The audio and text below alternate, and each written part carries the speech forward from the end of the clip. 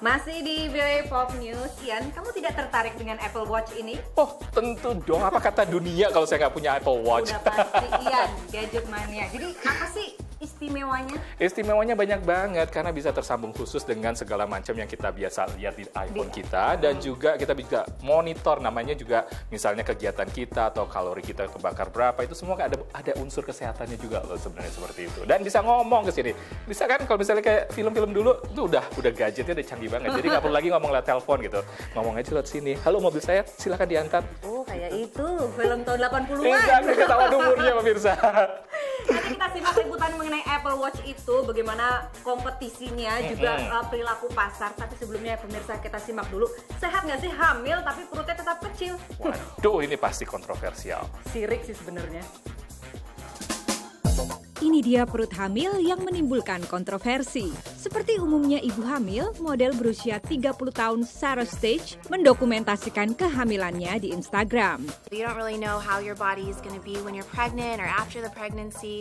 You just hope for the best. Tetapi foto-foto ini yang memamerkan perutnya yang hamil, tetap dengan perut yang kencang, pada usia kehamilan 8,5 bulan, telah membuat internet meledak.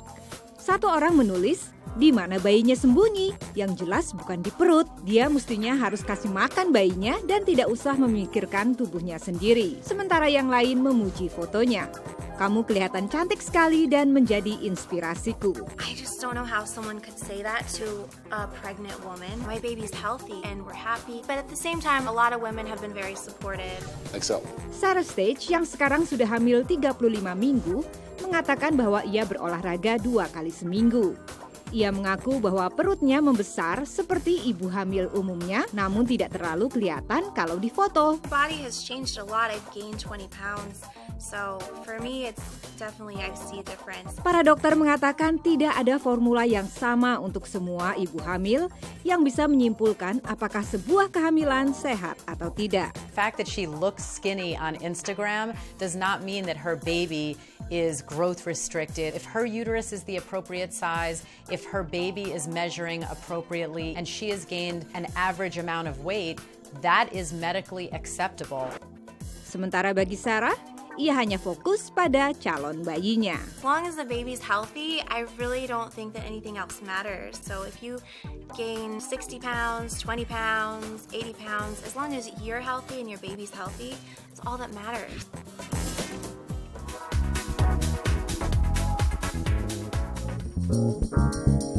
Apple bukan produsen jam tangan pintar atau smartwatch pertama, tetapi produk terbarunya Apple Watch bisa jadi menggairahkan penjualan produk jenis tersebut. You've seen it again and again with mobile payments. It had gone on for years without anyone noticing. All of a sudden, Apple turns on Apple Pay, and people are using their iPhones to pay at the register. With watches, we've seen a lot of muted success. Not a lot of people are really that interested in them yet. But Apple's found a way to generate hype, generate buzz on a product that they create. This is the first new product in a while. Terakhir kali Apple membuat produk sama sekali baru adalah iPad pada 2010. Itu pun langsung membuat orang jadi ingin punya tablet. Menurut analis, Apple memang dikenal mau mengambil resiko dengan menciptakan produk jenis baru. There's the risk that people will say, I have a phone, why would I want some of those same features on my arm? Tradisi mengambil resiko ini kuat di era mendiang Steve Jobs dan tampaknya diteruskan oleh CEO saat ini, Tim Cook. Saat memasarkan Apple Watch ini, Apple tampak mengambil strategi berbeda dibandingkan Google saat merilis teknologi wearable lainnya, yakni Google Glass. Google saat itu dengan cepat mengeluarkan versi betanya, sementara Apple terkesan mematangkan dulu produknya sebelum dilepas ke pasaran. Google Glass akhirnya berhenti dijual pada Januari lalu setelah berbagai kontroversi termasuk seputar privasi dan keamanan saat menyetir. Sebaliknya, analis memperkirakan Apple Watch bisa laku jutaan unit dalam bulan pertama.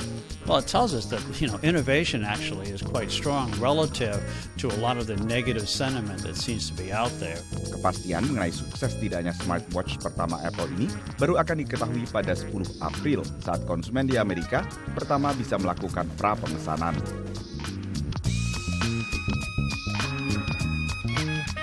Aduh pemirsa, sepertinya saya tidak bisa keep up dengan teknologi kalau begini caranya karena setiap kali selalu ada yang baru. Harus dong, namanya juga manusia dan tambah lagi itu kan juga modal pede. Oh iya, seperti yang tadi dibilang sama Tanya Gunadi. Aduh pemirsa. Demikian tadi liputan VOA Pop News edisi hari ini. Mudah-mudahan enjoy semuanya. Seperti biasa jumpai kami di sosial media kami Facebook dan Twitter. Like dan follow. Sampai jumpa minggu depan dan Thanks for watching.